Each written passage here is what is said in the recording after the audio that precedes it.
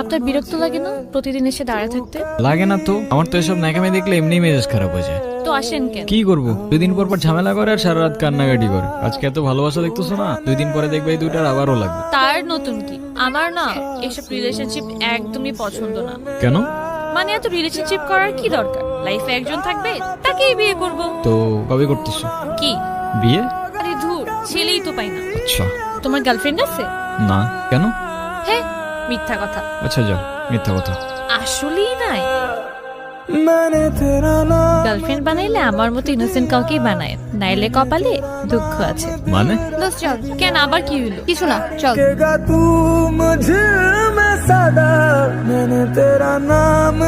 আচ্ছা, তোরা কথা না বললে দেখা করতে আসার কি মানে? আর দেখা করতে আসলে কথা না বলার কি মানে, সেটা আমার একটু বুঝাবি? আমার হয়ে তুই ওরে বল, আমার কথা বলার কোনো ইন্টারেস্ট নাই তোমার সাথে। গল্প থেকে